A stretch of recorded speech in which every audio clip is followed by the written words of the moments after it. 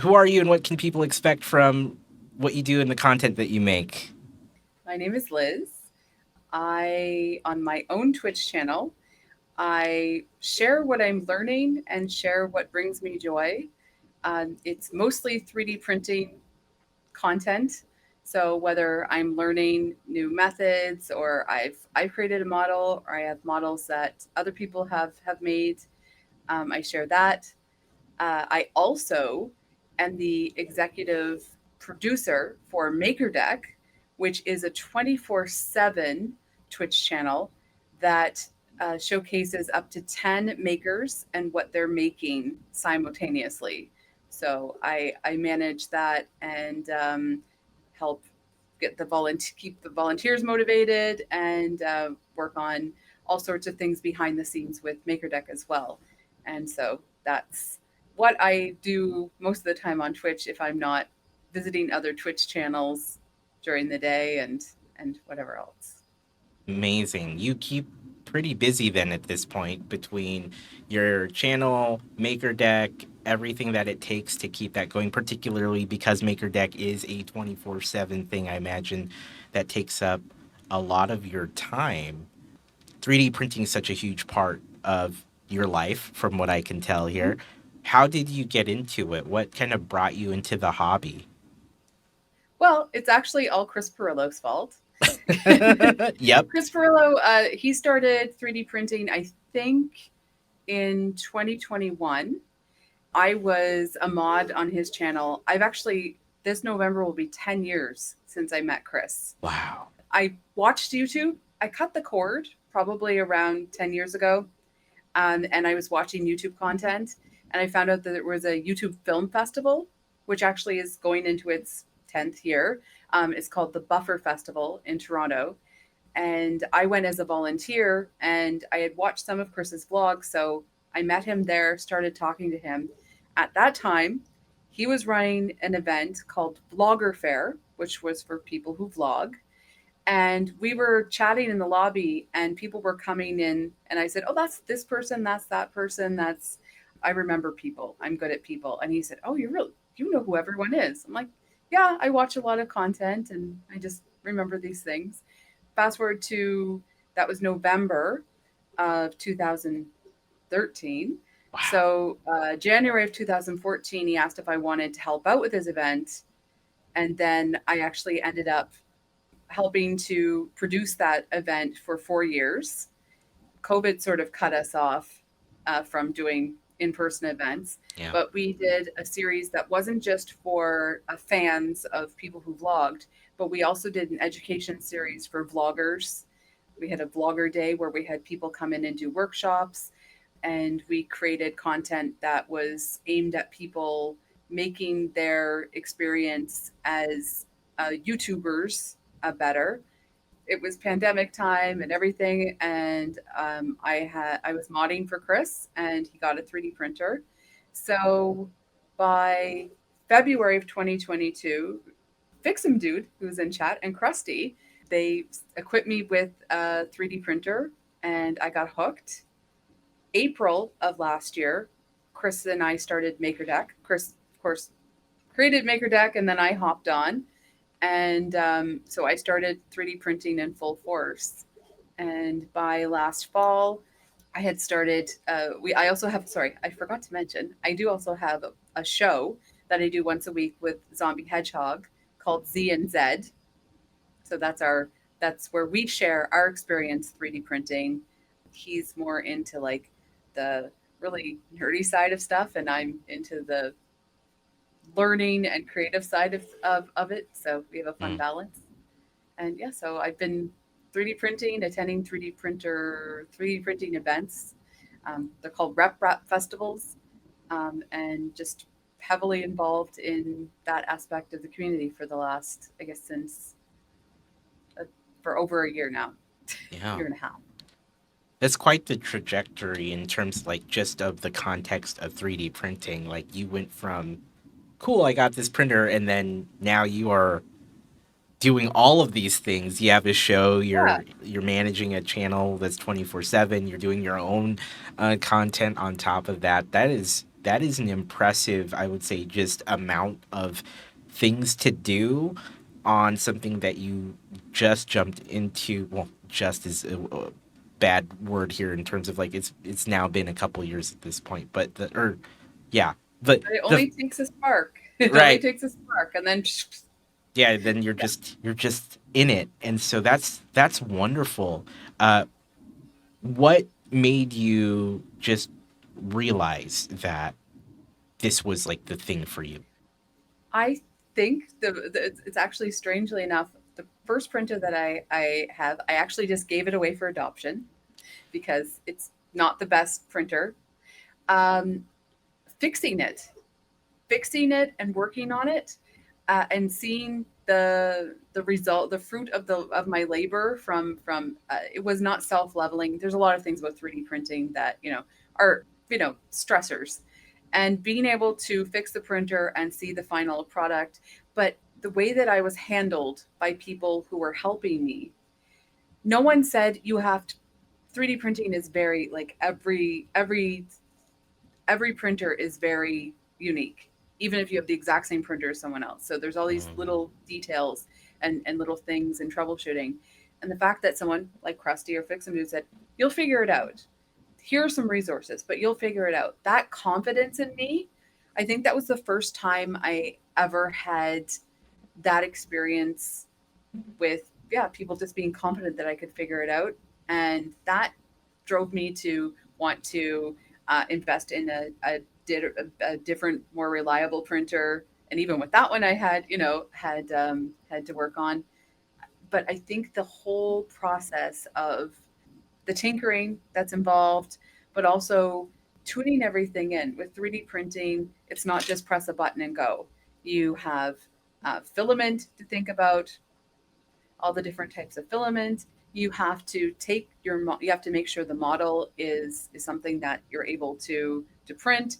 So if it's something that's more complex, you need to add supports. So there will be supports that are printed. Um, if you want to change colors, there's code for that. There's all sorts of things involved, and that whole process is very zen, I find. And seeing those layers go down, it's a very yeah, zen process. And then of course you get to tap into your creativity, whether it's printing someone else's models, or now I've started making my own designs and sharing them. I love that. I really like how you encapsulated all the things that you enjoy about 3D printing, and it's very much full of a couple different aspects of it, right? Because you have the like the technical aspect. You mentioned the tinkering of it, and I've heard this from people in the hobbies. You have to enjoy like the tinkering part of it, being able to like Yeah. go over and kind of make something happen if it's not quite doing what you want it to do. And then like you said, there's the creativity portion of like making or designing the models or getting those the way you want as well. So it sounds like there's these multiple facets of it that really appeal to you. In terms of growth of 3D printing on the Twitch side of things, what has that looked like since you've started managing content in that space? How has that grown? I think it's a really interesting space Mm, because this time last year we probably had about 30% more people streaming. But people discovered that maybe streaming this content um, wasn't necessarily, or streaming content in general wasn't necessarily for them, but they at mm, least, got their toes wet. But some of those people also went from doing live streaming to doing, content that's specific, recorded videos for YouTube, or some people have turned things into podcasts or reviewing. I see a lot of variety, which is really nice. You'll have someone like, as I mentioned, Zombie Hedgehog, who's always building a new printer, always tinkering with something. Someone like Krusty, who doesn't always stream on Twitch, but he'll pop up and he'll have a new printer that he's putting together. You'll have people that like to showcase other people. BC 2 3D and Royal Nomi, they do a lot of sharing other people's makes and projects. There's I could name a whole bunch of different people. Digital Dragon, Luke, he streams Saturday mornings pretty much from 10 in the morning until sometimes till 5. He's always building a printer or doing something, and people just watch for the, go into the chat and have the conversation. And then, of course, we've got Makerdeck, which is other types of making too, but Right. a lot of 3D printing. And in Makerdeck, I find that's where people come for troubleshooting, come to find out who else is streaming, Mm. and but a lot of help, and they use our Discord for help. Then of course, there's what I do with my streams, and I basically say I do what I feel like sharing, what brings me joy that day, because no matter what happens in life, you've got to show things that make you happy, and people can share what makes them happy. It seems like there is both the depth of 3D printing involved in a lot of the work that you're doing, as well as like the breadth of it, like all the things that you can do, because there's all these aspects of the hobby. Like you just said, you named off all these amazing people who are involved in the different ways that you can be, and there's even more ways you could be involved in it. It seems like for you, what what do you tend to zero in on the most? You said, especially on your own personal stuff, in the moment you talk about the things that you're enjoying. Are there any things that you gravitate to more than others? Um, it's actually something that's complained about sometimes, but I really like to celebrate the projects, and the models that people that I know are making. I've been really fortunate to be able to sort of to network, and I know people that design models that live all over the world now. We all have hangouts on Discord, and we share projects with each other. So I tend to overshare stuff that my friends are doing, but it's just because it's so incredible. Like these dragons, Yeah, people I guess in the podcast can't see, but I've got dragons hanging on my wall yeah, that were designed by Wexter. He lives in Croatia. So I mean, there's this is a little Frankenstein. I have a little Frankenstein bear that's designed by Bugman. He lives in the UK. I designed this coaster, yeah, but it's really fun to be able to share things that, especially, people that have created.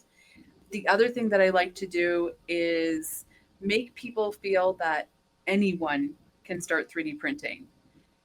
I'm sort of an advocate for females in the space. yeah. I think that we do need more women in these types of spaces, and for them to feel capable of doing these things. And it's not just print pretty things. I do a lot of practical printing, so I showcase that as well. Again, as I mentioned with Z and Z, we try to hone in on a topic where people who struggle with something, like whether it's leveling their bed or what filament to use for what project. With Z and Z, we try to tackle one problem at a time when we do our shows.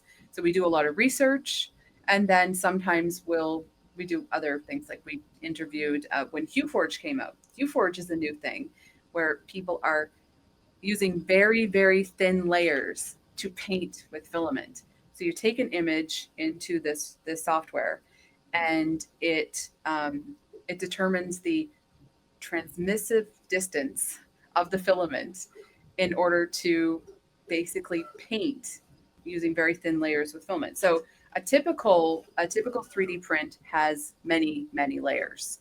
Even something like a coaster that has a design on it, it's fairly thick. There's a lot of layers. Mm. But with something like HueForge, which is a whole like a new thing, which is really fun, it's very thin. Wow. So you're talking like 20 layers, 25 layers at the most. This is a dahlia that I actually, it's a photo of mine that I transformed with filament into this image. That's hopping on things like that. It's Yeah. really fun. And we sort of, I like to talk about things that are, yeah, things that are new, or things that I really enjoy that enable other people to do things in 3D printing. Pretty amazing. Every time I drop by or lurk in your stream, it's definitely a lot of I do end up seeing new things or things that, admittedly, I'm not as into the hobby or as knowledgeable. So I often find myself going, "Oh, that's really neat. Never seen that before." But it also sounds like you're also kind of on the like the the bleeding edge of like what is going on in the hobby, finding all these different avenues of printing or just styles of printing as well. How do you find keeping up with all that? How does that, like, how much of your time is spent just even finding new things and digging into them? It's become a passion. It's something that I'm really interested in. If I don't understand something, I am very fortunate to have this whole wealth of friends and colleagues that understand things a lot more than I do. But I keep up on all the different podcasts and other streams and content on YouTube. There's all different types of creators and what they share. Everyone has their own space. Like, one person that I really enjoy content from is Filament Stories, Courtney. And she talks about filament, but she also talks about the newest models. She talks about the newest methods of doing things, the newest printers and things like that. So, yeah, following other content creators and also just social media in general. That's how I sort of keep track of things. And the one thing that I should mention, my favorite thing about 3D printing is my favorite thing about any hobby I've ever been involved in or anything that I've been passionate about is people. I'm really interested in people and how they got into 3D printing. I just saw someone in chat say that I didn't know this. This is someone that I talk to almost every day. That it was 7 years of Alcoholics Anonymous that got them into 3D printing. I know one person that it was cancer treatments they got into 3D printing. Some people it was COVID. But I tend to absorb their stories and I'm interested in the human aspect of it. People can go into People like to play a game, like if we're in a hangout or something, or what if I'm streaming, they're like, tell me about this person. And I can probably tell you like what their dog's name is and things like that. Yeah. I'm really interested in the human aspect of it. That's I think I get more out of that than even all the stuff that I print and do. Thank you for pointing that out. And I think you and I feel the same way, I think, in terms of the context of how we approach, in my case, content creation and Lego and things like that. In your case, 3D printing as well as the other spaces that you're in. It's really it's the people involved that Absolutely. Yeah. make it for you. And so I'm glad that we share that because I think that's definitely the part that keeps me interested in my hobbies as well is that connecting with the others that are around me who love the same stuff that I'm Yeah. into. Like, Yeah. I have only ever built maybe one Lego set and a couple minifigures, but I watch all the Lego streamers. I enjoy it because they are really interesting human beings. They're very engaging human beings. Yeah. Same with, for example, Moco Made, which also they stream every day during the day. I love seeing people's projects. I think Yeah. it's really interesting to see other types of making and what people are doing. I find it really, yeah. But it at the end of the day, it's about the humans. It's about the people. There's people in chat and we talk about what we're gonna have for supper every day. Like it becomes they become part of your routine. With Az Pinoy, we're always talking about if I've had coffee yet. There's Yeah. sorts of things that yeah, it's that human connection. And I think that's the difference between just showing like a 3D printer printing or showing hands on a Lego set that we have seen as content on Twitch and also for YouTube and things like that. I think that the human element of all of this is what keeps a lot of people going. Couldn't agree more. I definitely feel the same way, and I think we both share that in terms of like what keeps us also invested in the things that we're involved in here on Twitch and in the communities that we're involved in. I love that. In terms of like keeping up with all of the people, what are the best ways to do that? And I kind of know the answer here, but I'm going to ask you like how do you get plugged into all of this, at least in respect to the communities that you're involved in? I think just being present. Uh, we tend to use Makerdeck. Like a lot of people tend to use Makerdeck as sort of a hub. So if someone is live, uh, we will go in and we'll actually be the people that say that we have a. I'll explain. Makerdeck is the antithesis of what Twitch really is because people go into Makerdeck to say that someone's live, which takes them away from Makerdeck. We always say open a new tab and watch, but it's sort of a landing place for people to sort of to advertise what other people are doing. Right. So a lot of the way that I consume content is when someone says that someone's live. Obviously, you've got your notifications and all those sorts of things for Twitch, and also my general social media. But yeah, using MakerDeck as the hub for that Yeah. is is the way that I tend to consume a lot of content. Yeah. And because I was watching other people's content, I still tune in. Still, I still tune in like I normally do, especially people who have regular schedules and either early in the morning, not so much anymore, but late at night. Those are the types of streams that I tend to catch more than anything. I really like how you point out that Maker Deck is, like you said, the antithesis of what you expect on Twitch because it collectively shows whoever's on at the time, and then you can then use that as the way of pushing them to the other people that are now live or doing their thing on the platform. I really like that because you're using this platform to kind of push everyone to those places, which is like you said, is generally not how it normally works here No. on Twitch, right? So I would say, Maker Deck. Let's talk a little bit about Maker Deck, and we covered the fact that it's a 24/7 channel that showcases other creators whenever they're doing something up to 10, as you mentioned. You started you with you and Chris started this. In terms of how it's grown since then, what are kind of some of the things that you've learned from trying to get this off the ground? What are some of the lessons that you've walked away with? One is you can't please everyone.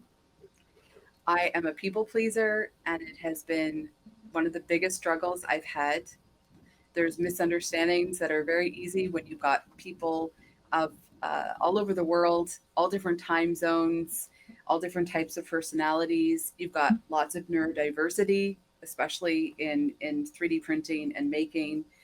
I know Chris and I both have had to sort of step back and understand and reimagine what MakerDeck is every step of the way. We both had very challenging personal lives in the last year. This time last year, my life was completely different. It Mm, was almost completely different, and I was going through just a lot of different stresses and stuff. So we've had to sort of pull back from grand plans and ideas that we had, and sometimes just let things roll. So yes, can't please everyone. Things are always going to change. You have to really value other people's time. The other thing that I've really learned and embraced is being able to take other people's advice and criticism the right way, but also learn how to work with other people's skill sets and other people's strengths and balance those with your weaknesses to just get things going and make things run on a daily basis, but also for for larger ideas and larger projects, I've had to sort of, what did I say at one point? I said, the first year of Makerdeck, it was my baby, and I did not want to leave my baby at daycare ever. I this is my big it was my biggest mistake, and I will freely admit it, is I never left it alone. I Mm. did not. People had, volunteers took shifts to manage things, but I didn't leave it alone, and I also didn't accept a lot of help. While I was burning out personally, I also started to burn out when it came to Makerdeck too.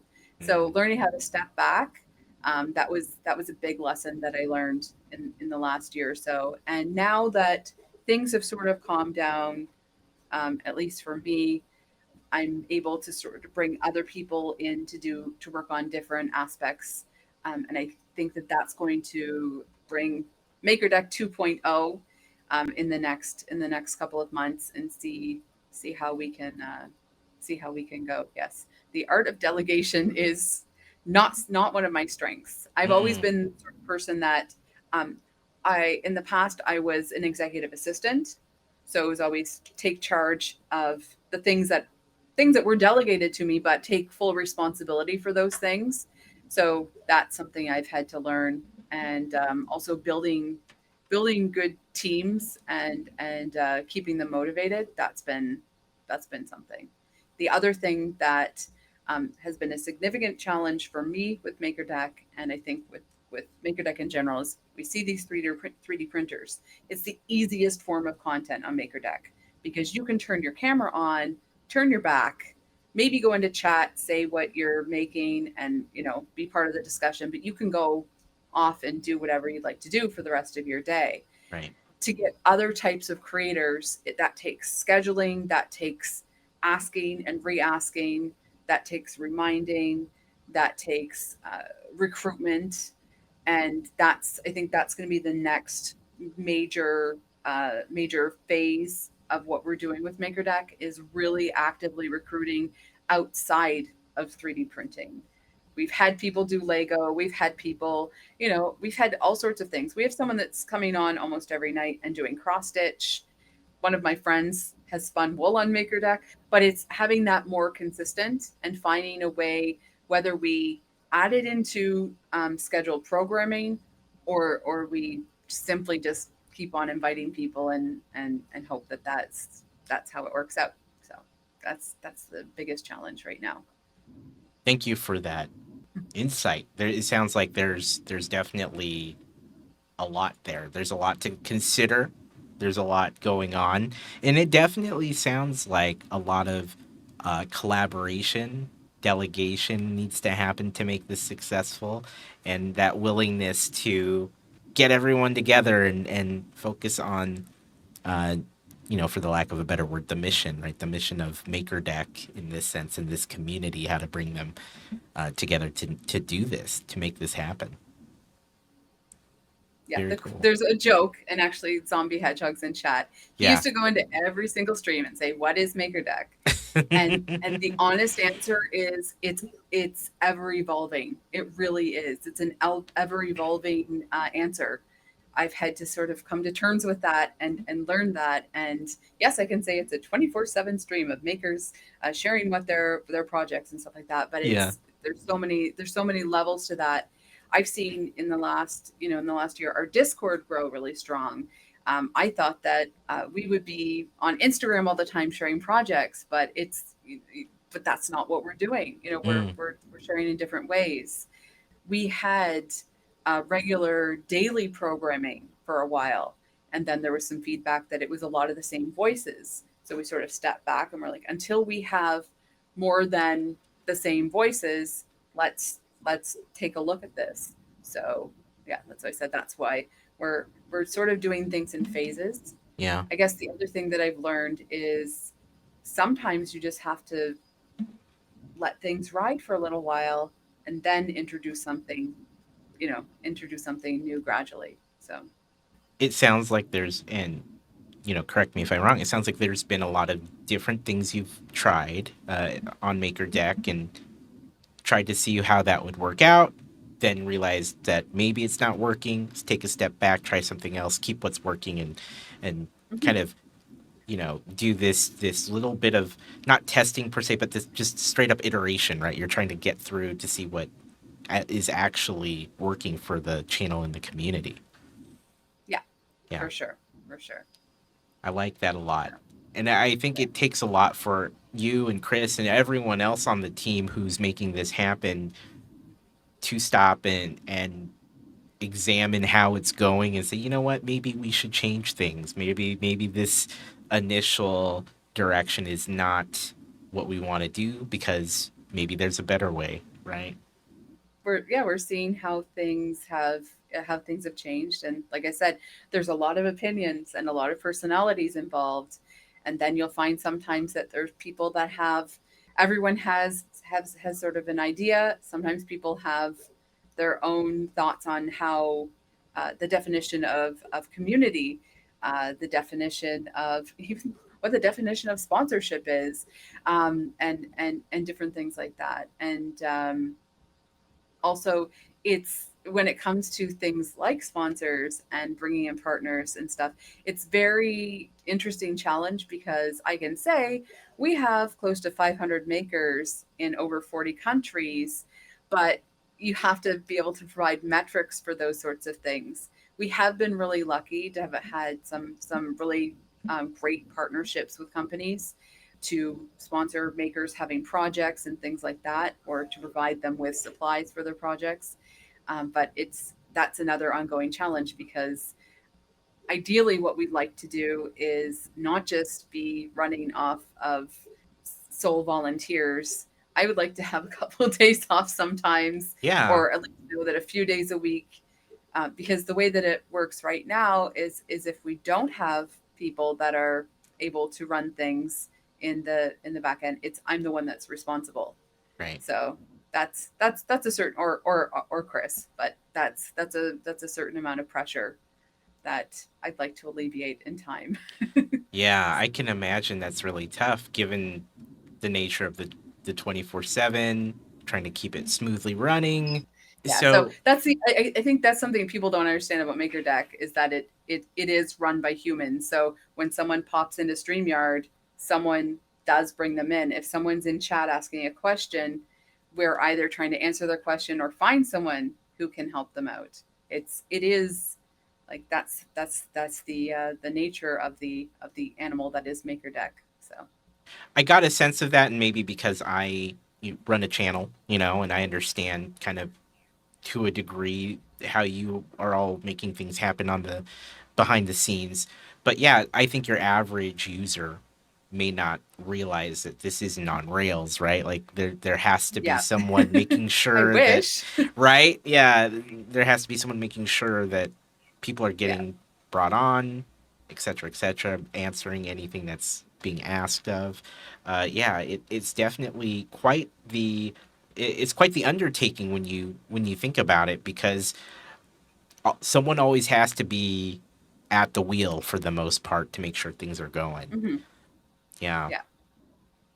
With that in mind, how does that inform a lot of the content that you and Chris and everyone else involved plan for the channel? Like, how do you make sure that everything is uh, covered, I guess, as well as when you look at what you can do on the channel, because I know there's special things that pop up from time to time. How does that influence the choices made? I think what we've done for now, which is really interesting, is we're doing Makerdeck content on our own channels as well. So, for example, if I do an interview, I just did an interview with Pooch of Repcord. He makes the rep racks and also lots of other products and stuff. So I did an interview with him on my channel, and that's published on the Makerdeck YouTube channel. We have, of course, as I mentioned, Z and Z, where we usually do 3D printing content specifically. That is under the Makerdeck banner. So what content we produce, if it's a produced show, I edit that material and that goes on the Makerdeck YouTube channel. So we're building up to have all of that grow from there. Chris has shared, he's gone into the Maker Deck Discord and shared people's show and tell makes on his channel. He also has Maker Deck as one of the panels on his channel when he's running his channel. So that's sort of how we've worked with those sorts of things. And now what we're going to be doing a lot more of, aside from these one-on-one interviews and these shows off of Maker Deck, is we are bringing back more of the conversations and things during the stream. So we're experimenting with that again. But one of the reasons that I started streaming on my own is I was doing things like coffee talk or Z and Z directly on Makerdeck, and I'd be like, okay, it's been a half hour, it's been 45 minutes, I've talked enough, and they're like, oh, we want more Liz. Well, Liz, why aren't you streaming? And Yeah, so that's awesome. that became a thing because I started working with Chris a decade ago. Yeah. I might have been in a couple of his vlogs. I may have, when we ran our events, of course, I was the person that coordinated all the talent and organized different things, but I didn't take the main stage and speak at all. I never did anything except I was on a collab channel once where I made a couple, well, I made 40 videos, but they're all hidden now. But that was me experimenting with making videos about things like shooting videos, not really with my face. So that's been a major change in the last year or so. I think anyone that was like, I know a lot of people from Twitch because I'm present in chat, in streams and things, but for me to become a face, that has been a huge change. Yeah, definitely. How was that for you? Kind of going from this aspect of, okay, I'm going to help manage, I'm going to do a lot of the behind the scenes work, I get to do all this, to kind of shift more into I'm also a person in front of the camera, I'm also actively in front of the camera, in front of eyes, making the content. How is that for you? At the beginning, absolutely terrifying. Yeah. I didn't always have a lot of confidence. In the last year, I've also like dropped 100 pounds. That's like a result of stress and also exercise and things like that. I think that's helped a bit, Mm, but knowing that people are interested in what I have to share and say is has been really interesting for me. Like I said, I was always behind the scenes, and I was always happy to be behind the scenes. So when I kept on seeing it, we do a coffee talk on Maker Deck, and they say, "Don't stop." I'm thinking, "You don't want me to stop?" So I had a lot of people encourage me and say, "Yeah, you should be streaming. You should try something on your own." That's when we started Z and Z, and doing that, and then I guess 5 months ago, yeah, I was just like, oh, I need to learn OBS. So yeah. I may as well stream on Twitch. And the first day, like 35 people showed up. I was what? You Wow. people actually want to watch me and you actually are interested in what I have to say. And, Yeah. and, you know, so, yeah. And so I just went right in from there. I still don't really have a set schedule because it does depend on what's going on with Makerdeck, what's going on, just in my general life and stuff. But Right. it has been interesting to go from behind the scenes to in front of a camera and a microphone. Yeah. You said early on it was definitely nerve wracking, scary, and now that you've gained some experience and time and some perspective, how are you feeling now at this point of your like journey of doing it, being in the content as well? Every day I am still very flattered and grateful for people's support. And I know that I have things to share. I know that I have interesting things to talk about, but I'm still in sort of like a little like a phase of these people actually are, you know, so now I do feel the responsibility to have decent content and to plan ahead and to make sure that I'm not just streaming for the sake of streaming, except for Friday nights, because then I just sort of play DJ Liz and play music, and we talk about whatever we want to talk about. And there's no VODs for that because, of course, the copyright strikes on the music and stuff. But aside Right. from that, I try to have some structure to what I'm doing, and think about how I would want to view something, how I would like to consume the content that I'm making. So Yeah. that's sort of changed. That's certainly it sounds like it's more intentional what you're trying to Yeah. do when you sit down to do a stream or plan for a stream. How Yeah. how has that been trying to like make sure like, oh, I need to have an idea of going into this next stream? How has kind of that shift for you changed the content in general, and how has that felt for you? I think I'm still doing similar content.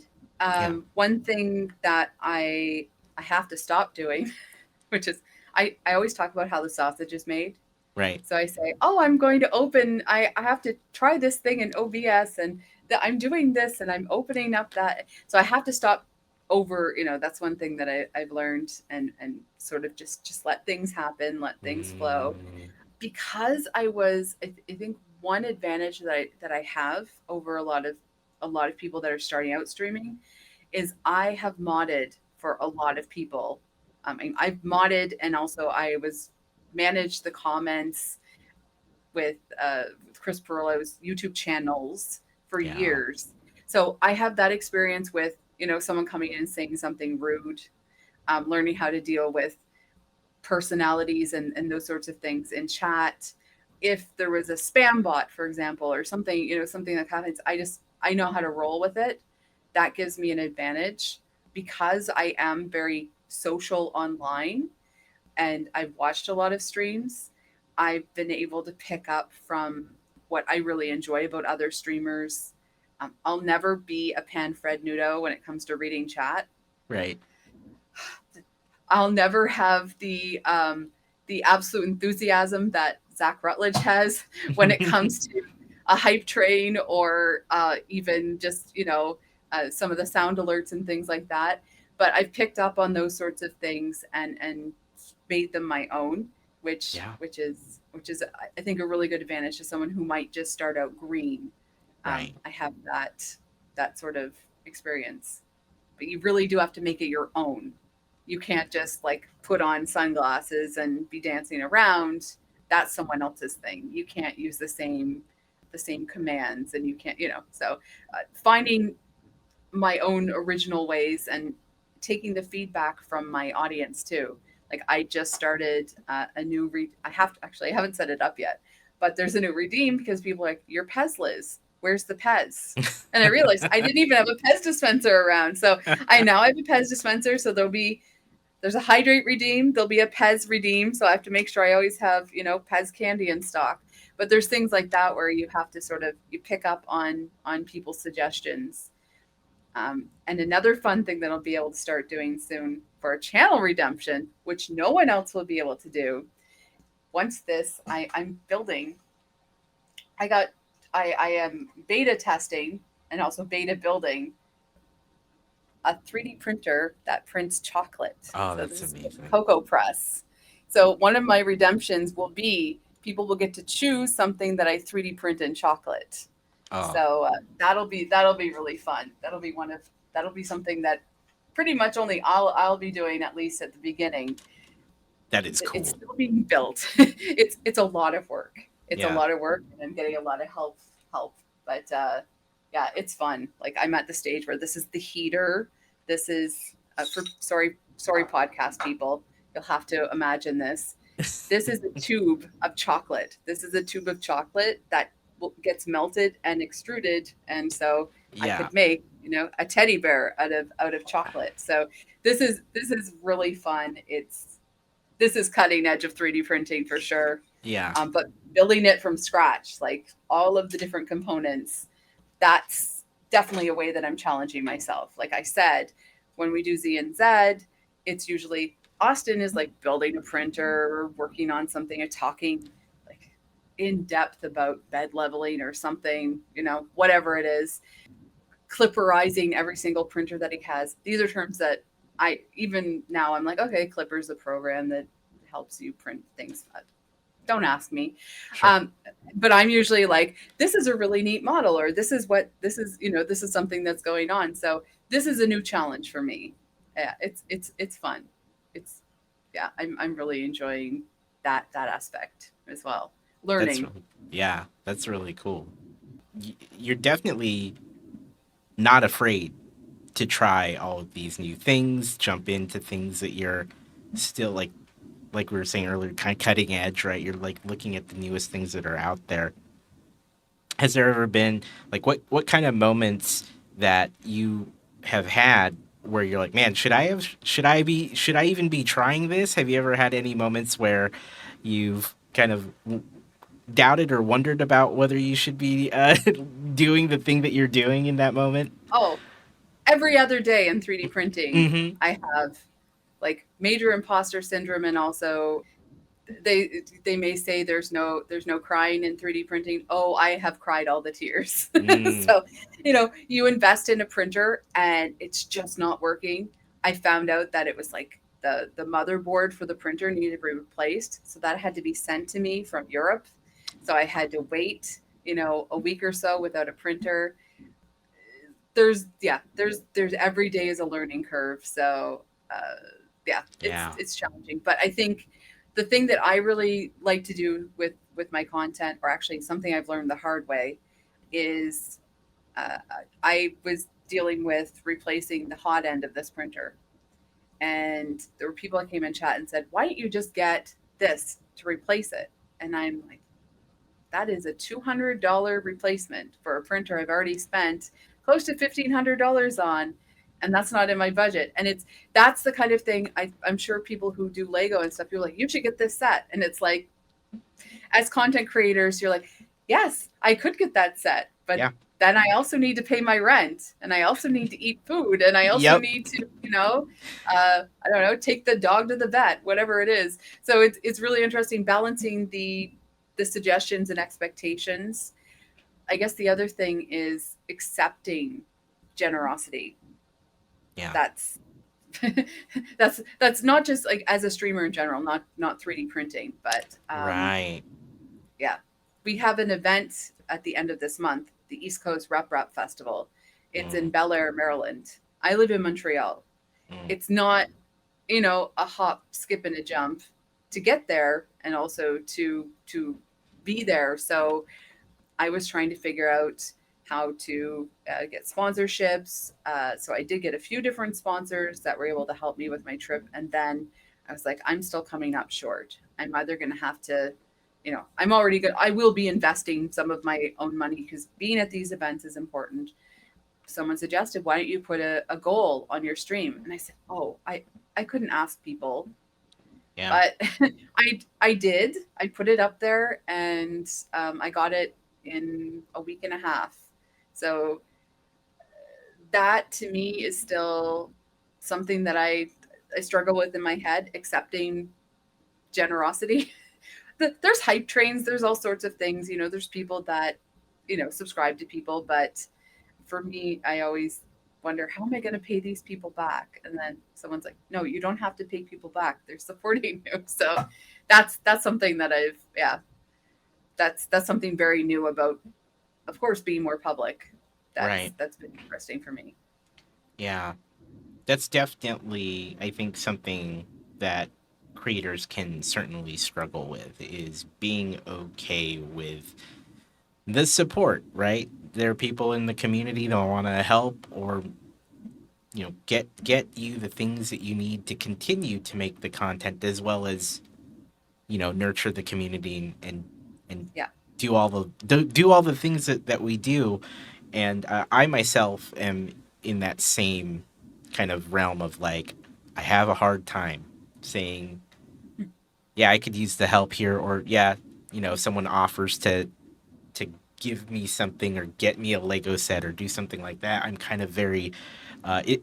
it's taken a long time for me to even using like the throne system, the wish list system, right? Like it for a very long time I was very like, I guess I'll put it up there, but I really didn't put anything on it at first. And then you know at some point the community was like, no, we want to do these things because of the time that you spend making the content. And it's definitely tough. What would you tell someone who's struggling with that same concept, of accepting that kind of support or help? I think you have to sort of you find a balance. Uh, Someone might offer you the world, or actually, for example, I wanted to do a baking stream, and long story short, I moved very suddenly and didn't have everything that I used to have, and I realized, oh, I don't have baking sheets. How can I do a baking stream when I don't have a rolling pin? I can 3D print cookie cutters, I can do all those sorts of things. But, Right. and someone said, put it on your wish list. They're like, put the darn thing on your wish list. So being able to accept that type of generosity, and, and I think that's something, you just have to listen to people. Uh, I think the other thing is you find other ways to give back, and that's produce the content with what someone has provided you with. So if a filament company very generously sends me filament, then I am going to print something with their filament and share what I've printed, whether it's on, social media or in my streams. You find ways to you find ways to do that, and also you give back because if someone in your community suggests something, then you might roll with it, or you you find ways to give back. And for some people, they just want to be nice and do good things. With the Earth trip, I'm going to be producing content at the event. I'm going to stream live from the event, and also record some content and share that, and make sure that I'm sharing my experience with people that aren't going to the event. So that's how I'm going to give back. But yeah, for people that have audiences that want to help them out or want to do things for them, you just have to learn how to accept it. And I think the other thing is to not ever expect it. I've seen people say, "Oh, it's my." I don't want to say it today because today was Zach's birthday and we celebrated Zach's birthday. Yeah, But yeah. I've seen some people that might not have a very big audience or whatever, they say, "It's my birthday today." And like they might get a level one hype train because people weren't aware of it, or someone's hoping to get to a certain goal to make affiliate or whatever. You can't expect things. There is an interesting culture, I find, where people, and it's something that I've sort of, there are people that create content that expect certain things. And also there are people that are in the audience that expect certain things. Like, I know there are people that stream, and if there's not a giveaway, some people will be like, hi, bye. So Right. it's something that I struggle with because you want to retain your audience, you want to reward your audience, you want to, I said, like, I'm a people pleaser, you want to keep people happy. That set of expectations, don't ever expect it. Just be really honored and flattered by it, and give back in whatever way you can. I really appreciate those points, and I think that's something that uh, every creator should consider, given should you have the generosity of those in your channels and communities. I really want to underscore, yeah, that never expect it. But I really don't hear this often. What you just said there is like, give back, right? Give back in the way that you can, right? And then generally speaking, as the content creators, is make the content or do something, right, that kind of honors that generosity. So thank you for sharing that. I think that's a wonderful outlook, and quite frankly, I don't hear enough of that in this space. So thank you for pointing that out. I think that's such a good point. Um,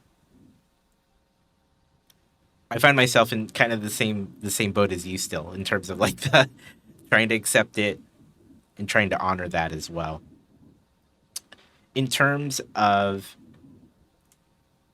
we've talked a lot about the things that you enjoy sharing on your stream. Are there particular things that you have yet to do, or uh, particular types of content that you want to make that you are working towards that you'd like to, as like a goal, say here's what I would like to produce? Are there things on your uh, in your ahead of you that you're looking to do? I started doing some interviews, and not just interviews with makers, but I have friends that are in the creative space. Yeah. For example, one of my first interviews I did was with my friend Matt Philly, who's actually not creating. He's most of his content right now is Disney vlogs with his girlfriend. He used to do a lot more other stuff, so we just sort of did a hangout chit chat sort of stream. I love introducing. I'm one of those people. I'm a connector. So I love introducing people to other people. Twitch is great because you raid into a stream, you talk to people and stuff like that. But I want to bring people into. I'd love to bring more people into Twitch, but also, um, as you do, introduce different types of creators to each other. I Yeah. think that's a way for people to learn and grow, because if you're stuck in the same category all the time, if people who love building 3D printers only talk to people that love building 3D printers, if people that build Lego only talk to people that build Lego, then you know you lose you lose the opportunity to bring new audiences to people. You Yeah. lose the opportunity to learn. One thing that my friend I mentioned, Matt Philly, he's very good at doing is getting brand deals. Mm, And that's actually something that I'd really love to introduce to this space, because I was able to work with Chris and I were able to work with people that um, are huge on YouTube, and huge, people that are huge in that the space of sponsorships and things like that. I'd love to do more of that in my content, and see more of that. So uh, different forms of educating the audience aside from just the general topic. right. A lot of people don't realize that a sponsorship, you might receive something, um, whether it's a Lego set or spool of filament or whatever. That is a real sponsorship. Actually, puts food on the table. It might be food on the table, Hello Fresh, whatever, but a real sponsorship can actually help you grow, help you purchase equipment that you need, and help you pay your rent and things like that. So I'd love to do more of that Yeah. in my space. And yeah, so other types of people, the sponsorship types of things. And the other thing that I really want to do a lot more of is working within the space and introducing people again to other people. So last weekend I had all these grand plans to do a hangout stream where I had 3 or 4 different creators lined up, and then something with life happened, and whatever else, and then someone was sick. Daddy Wazzy got COVID. So, it was everything changed, but I want to do more of that too. And that's sort of introducing people to each other in my space, and also giving my audience some new people to get their eyeballs on. Yeah. I love connecting people, and I love sharing what people are doing. So Yeah. I want to keep doing more of that. Those are wonderful ideas. I'm totally on board. I love it. I think that's all gonna be wonderful to see more of those things. And I definitely agree with that in terms of like getting more people, but not just within specifically, in your case, say 3D printing, but just like what we do here, we don't just talk to Lego people. We love our Lego people, but we want to expand and kind of introduce these other creators from other places, because I think it keeps it interesting, it keeps it enriching, and we can still share ideas and concepts across all of those groups. So I support it. I think that's wonderful. What kind of challenges do you think you're gonna face by trying to do that? You kind of touched a little bit on it, right, in terms of life just happening, but what kind of other things make this a little harder to accomplish? Twitch is still very strange to a lot of people, and I think that's one of the biggest things is explaining that no, Twitch is here and it's still here, and it's not just gaming, and it's not, it's not just silly things. We do a lot of silly things, but so bringing people into Twitch, I have encountered a lot of people that work in the creator economy, and not many of them have tackled Twitch yet. So Yeah, that's my big thing, is to say to them, I want you to take a little while and maybe invest some time in investigating what Twitch is. So that's I think that's going to be a challenge. And time yeah, is always a challenge. The week gets away from you. You've got different commitments that you have to make, and making sure that you work within that. Like I said, I'm a people pleaser. It's still a problem. yeah, So um, just making sure that I also give myself some time to not be online. right. So It's important. It's definitely important to take a step back and recharge, or be just even have a little distance from the things that we look at every day, right? Definitely. there's a lot of FOMO. There's a lot of fear of missing out on things, especially when Yeah. Twitch is running all the time. And for a while, you know, I do have like a set. I go to bed at a certain time now, and I started. I for a while I was feeling really bad that I wasn't in different streams, and so finding that balance, that's been interesting. Also, I think anyone that is a content creator, you find that the more that you make content, the less you consume content, and I don't want to be one of those people. I really like the connections that are made through Twitch and through all the different forms of social media related to both 3D printing and the maker and crafter space. That's something that I sort of I'm finding a balance with. It's tough, and definitely I run into that myself. The question of like, okay, I want to make content, but I also want to be involved with the other streams that are happening at a particular time, or but and it's tough where I'll sit down to edit a video, and then one of my favorite streams goes on online, and I'm like, oh no, what do I do, right? Do I do I delay my editing time, or do I actually hunker down and ignore Twitch for a couple hours, right? So Yeah. it's tough, I also, yeah, I had to stop myself from saying I can't stream because so and so is streaming right now. I was right? doing that a lot too. I felt that I was taking up space. When I first started streaming, there was a little bit of reaction from some people, and I was really Oh, surprised. There were people that were really supportive, but other people that were, well, she's taking up this time and space, and it was it was interesting. It was an interesting reaction, but that sort of leveled out, and I think I had to stop worrying about what other people might be thinking and just yeah, do my own thing. So absolutely. And I definitely would love to echo that, because it's very difficult to be a streamer knowing that, especially like in your case, you're very involved in all the existing streams that are out there. You want to you want to be involved. So then how do you make while being there for the other things? Like you can't be in two places at once. It makes it really difficult. I for a very long time struggled with that when I joined the Lego community, and sometimes I still catch myself stopping. I'm like, oh man, there's this cool thing going on, right? And I was like, oh, I was gonna go online and do my own thing, right? And it makes it tough. But Mhm. you are absolutely correct. You gotta do your own thing.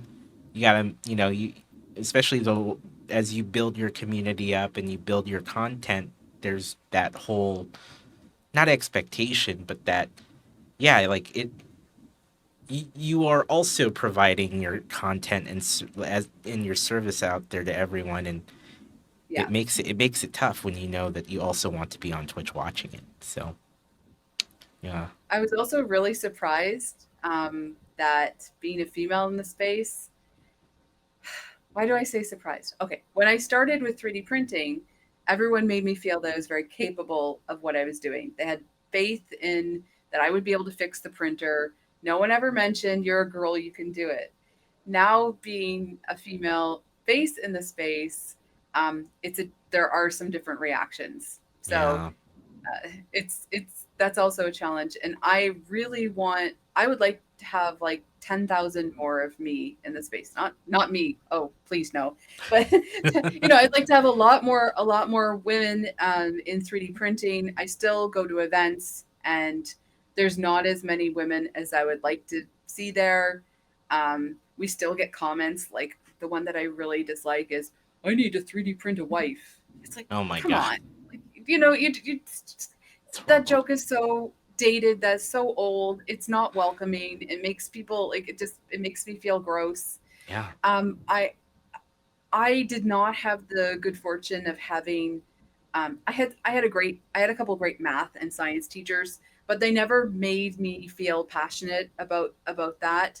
So I see 3D printing as part of the whole STEM uh, uh, uh, environment that I'm really excited that kids are actually learning about in school, and that Darth Gallum's in chat. Actually, he's an educator that I've actually talked to, and he said that he has female students. The interesting thing that he has actually is they are involved in the extracurricular STEM and STEAM activities, but not always taking the classes. mm, So I want to see more women in this space where I don't have to be the one that they have to think about that I'm a female. They just think about me making my content. yeah.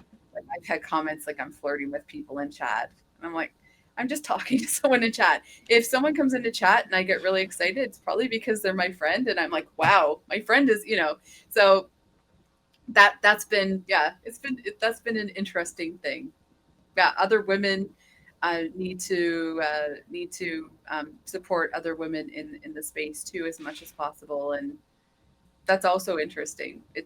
I was involved in politics before, and I saw a lot of the same things. It's just it's I don't know, I find it interesting. And then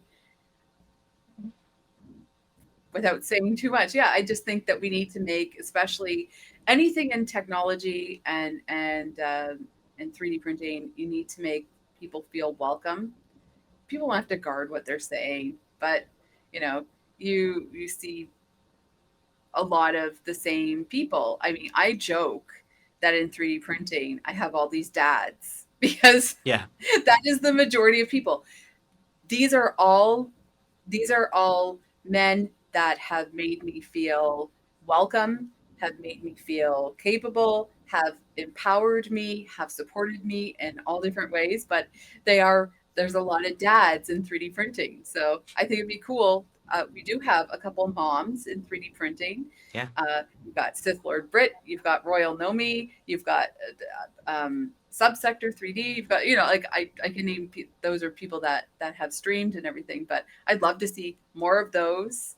I would love to see more people, more women that just geek out on some of this stuff. Like imagine a well, no, I don't want to imagine a female zombie hedgehog, but you know, I'd love to see more of that. And another thing I think that you would agree in this space, I think Lego is actually one that has more people of color and more people of different, Yeah, different backgrounds. I think that's actually something I really enjoy. With Maker Deck, we can only see if people share the flag of their country or something like that. We right. don't know we don't know all the information about them, but if they do decide to stream, then we should find ways to support them and encourage them, because there is, an amount of, um, especially if you're different from everyone else in the space, there are people that, can cause problems. So you Yeah, support people as much as possible, yeah. as long as they make really good content. And if they're Exactly, not right? making, and if they're not making the best content, then what you can do is encourage them by giving them suggestions and helping them in those ways too. So. Absolutely. And thank you for pointing that out, because uh, I agree that the space in tech and these hobbies uh, makes it really tough to represent more people. And yeah, I mean, you called out in the Lego community, we actually do happen to have some fair representation in terms of uh, women, people of color. Uh, I love that.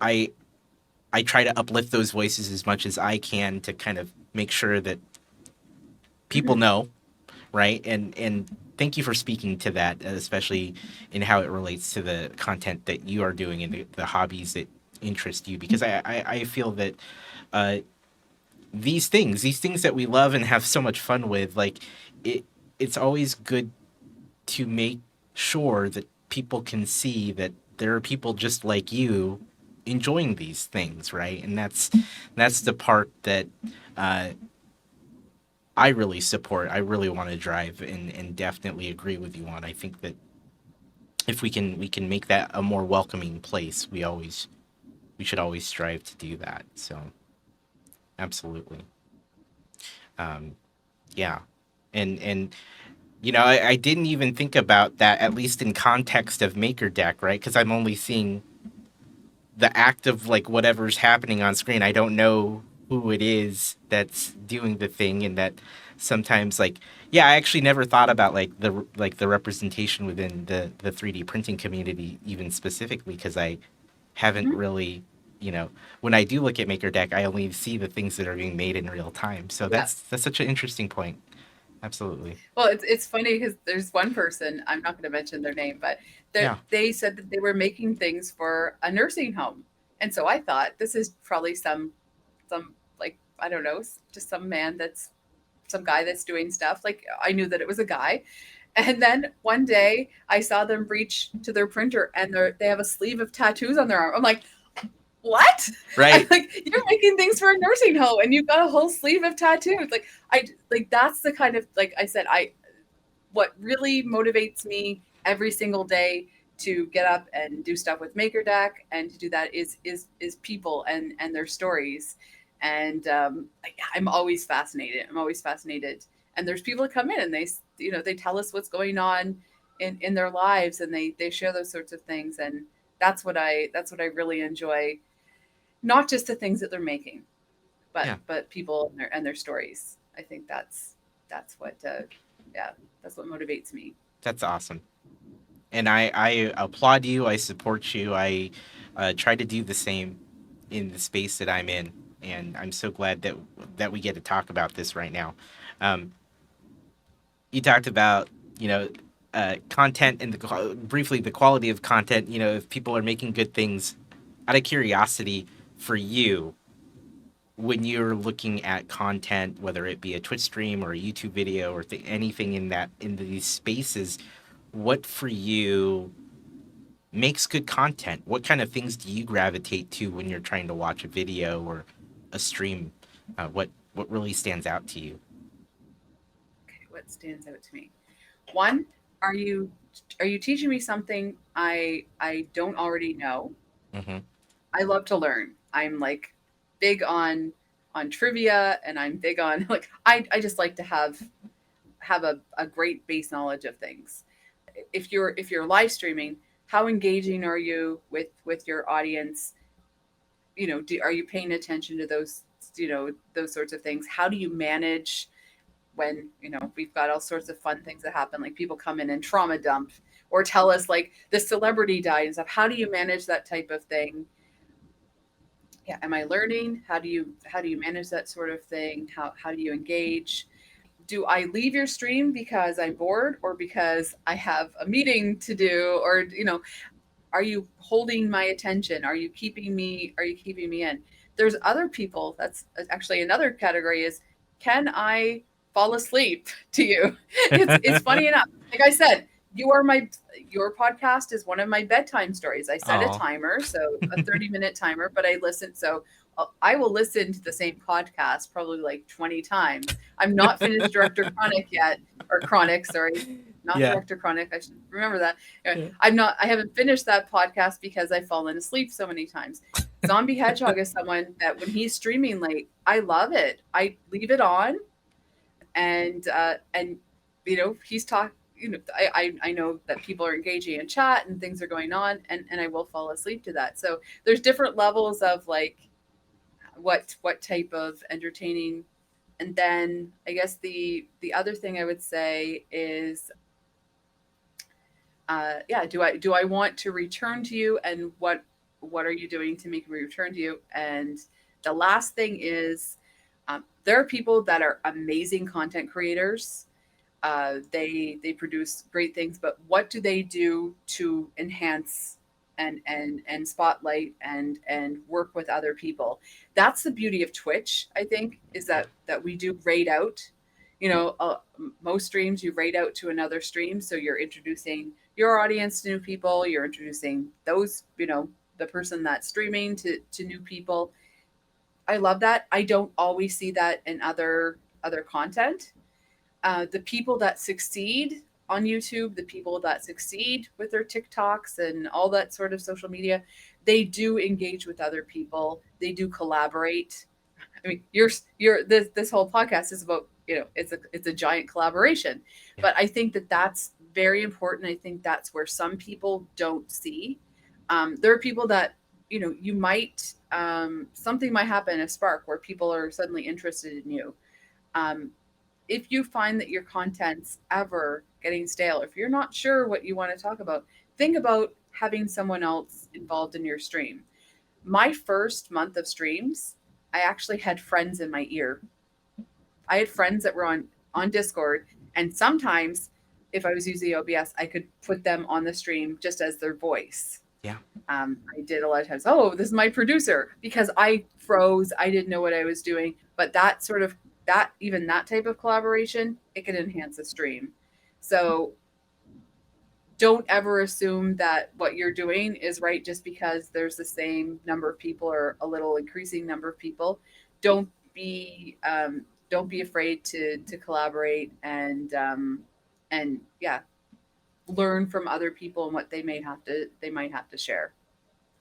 So I really appreciate that, and I think the whole collaboration, especially early on, if you're trying to seek ways to uh, have something interesting going on your stream, or you're just trying to kind of feel it out and figure out where you are and how you want to produce that content, I think that's a great tip in terms of like have someone in your ear or bring them on if they're comfortable being on the stream with you.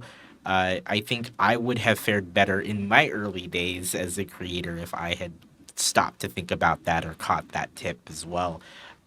Which is funny because, right, I look at all the content I do, a lot of it's collaborative now, and it's certainly, out of the interest of learning so much about new people and sharing their stories. But quite frankly, it's also just interesting. It's just, I mean, yeah, for audiences, and it's always, I think you can't building in someone or multiple people into the stream or the video can generally make it better. The So Yeah. I do see a question in the chat from Tech Jeeper. Is there one thing you wish you knew that when you first started streaming that you later figured out? I think I touched on this a little bit. Yeah. I was talking a lot about how the sausage is made. I would say, I'm struggling with this mic. I don't know about this lighting. I wasn't confident enough in those sorts of things, and I didn't realize that most people don't see those things. So that was that form of confidence, or that hesitance, that nervousness, I shared by over explaining. I still remember I did a cooking stream, and when I bake, I like to wash my hands. I don't like flour, and I was rolling out cookies. So of course you're like doing all sorts of things, but I always say, I'm gonna go over here and wash my hands. And I think after like the 16th time I said it, I got a message from Zombie Hedgehog. He's like, you don't have to tell people you're washing your hands. Like he said that, but I I over explained what I was doing. Um, and then the other thing I did that I didn't realize is there were things that I under explained. Mm, So if I was doing a demonstration of something, I say, I just clicked here, here, and here, but not realizing I have to say, you have to save this. You have to, this is how you paint on supports. You press the, and if you want to erase it, you press the, not, I'm just going to erase this. I'd have to say, right. you have to press the shift button and whatever. So there are things like that. So it was the balance of over explaining the behind the scenes and under explaining what I was actually doing. Yeah. Do you find yourself like as you are streaming or making something? How does that affect your thoughts or inner monologue when you're going to say something? Does that now pass through a filter in terms of like before it gets said? I do more planning ahead of time, especially for Z and Z. We used to say, oh, we're going to do a show about filament colors, whatever, or types of filament. And so I make a general list. Now we actually have a production meeting where we sometimes we'll take 2 weeks to do a specific episode because we don't have all the information. We script some of it out. So I do put a little more thought. Not that I'm just going to do this topic. The other thing that I do for my own streams is I make a list of 5 things I want to talk about. And sometimes I double that because sometimes you can start a stream and you only do one of those things. Other times you can do a stream and you run through the list within the first 10 minutes. Yeah. And do you recycle that content? Keep, as new people come in, it's finding that balance, but I think that planning has really helped me feel more confident what I'm doing and not have to do those things where I'm explaining, oh, sorry about my light today, or I don't understand how to do this. I just sort of let it go. And like I said, sometimes I just do streams where I'm like, there's no VOD today. Let's say whatever let's just Yeah. do whatever we want to do. Yeah. I'm taking music requests, whatever it is. Yeah. So, Yeah. and sometimes the best streams. So that's just the way it is. Yeah. The planning seems to help a lot. Definitely, I find for me too. Even just jotting down like you do the list of Mhm. things that I want to hit on, or just like here's the stuff that I want to bring up today. And then I glance over at it, or sometimes it's just like on a notepad file on my window, on my second window there, ready to go. But it does help keep the focus. Much like you, I do find that I try to keep those comments out, the how the sausage is made comments. I end up I mean we all do it, I think, all of us who stream. I definitely found myself more conscientious about it over the last couple of years too, where yeah, like saying, "Oh, I need to fix this light, or I need to do this thing." And I really, the chat doesn't need to know, or like, I Well, don't need to narrate it. I'm also Canadian. I'm Yeah. also Canadian, so I say sorry a lot. I say sorry so much that there is a sorry, there's a sorry emote, And also there is a sorry count in my streams. Yep, I've So seen them. that I love that it. is a thing. I do that a lot. Yep. And I also, there's, just like anyone else, I have little phrases that I say, "Oh, there we go." I say things like that. So there Yep. are those sorts of things. So that's the other thing that I just had to sort of realize, okay, accept it. Accept it. Yeah. I have to accept it for me, and people who are watching me have to accept it too. So I am going to say sorry. I'm going to say sorry. That's that's just who I am. Yeah. So, Oh, I say yes. I do not curse on streams, but I've also just I that's just who I am. I say holy hat. I say what else do I say? I don't say oh my Lanta. That's other people say that. But I say holy hat a lot. I Yeah. say heavens to Betsy. Like I just, so people are like, okay, grandma, thanks. Thanks, Edna. Thanks for your, but those are just things that, and I just accept it. I accept it. It's Yeah. the same as me dropping things. I'm always going to drop something. I just accept it now. I'm like, Yeah. okay, well, it's been 0 streams since I dropped some. I haven't dropped anything today yet, Yeah. so, Yeah. but having a good sense of humor and yeah. The other thing I had to learn was I move a lot in my own streams. There were people actually yesterday. I was talking about maple syrup, and I wanted to explain that maple syrup, it comes in a bottle, but we also can buy it in a can. So I got up. I used to get my mods to capagen so people wouldn't see me getting up. Yesterday, I'm like, why don't I just move my camera so people don't have to see me getting? I mean, I'm Right. wearing pants. I am wearing pants, but it was just like I felt it was an invasion of privacy, and you know, sometimes people make comments and whatever. So it was like, oh, these are things that you learn as you go along. It's like, okay, Yeah. I don't have to. I don't do a be right back screen. When I first started out, I had like all these different things done in OBS, and I'm like, I don't need a be right back screen. Yeah. I will make sure that I have the other mic on. People hear me walking to my kitchen, and I talk to them, and I have a small apartment, so just chit chat all the way there and back. And if I do a filament swap, I just do. Those are things that I've sort of learned to do. But yeah, Yeah. that's something I had to deal with. So I don't always say, okay, this is crashing, or I don't know how to do this. I just Yeah. just let it go now.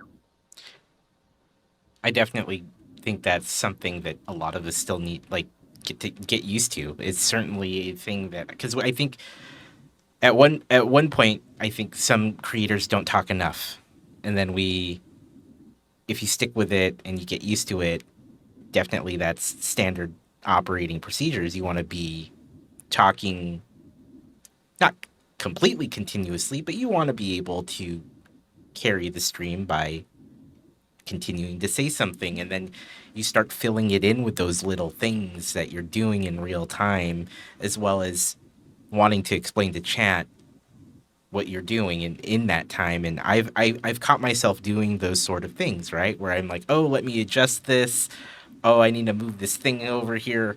And then as I either am editing an episode of Crossing the Streams, or I happen to catch a clip or a VOD of something, I catch myself saying those things. And I'm like, no one cares. No one cares. But, like, I mean, not that they don't care, but that is very not important compared to the other things you could be Yeah, doing and or saying in that moment. So that's such a wonderful point. And I actually don't think we ever have covered that on this show. So thank you for bringing that's because that up. I do it way too much.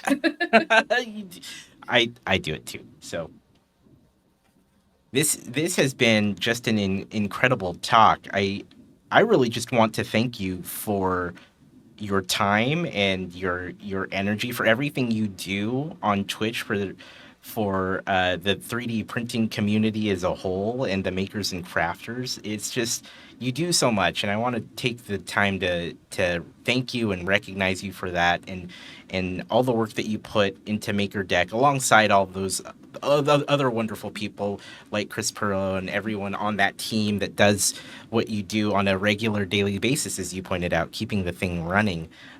Just thank you. Thank you for doing that, Liz. You are an incredible creator, collaborator, and just I think a fundamental part of not just 3D printing but the makers and crafters community. So keep doing what you're doing, and thank you for that. Thank you.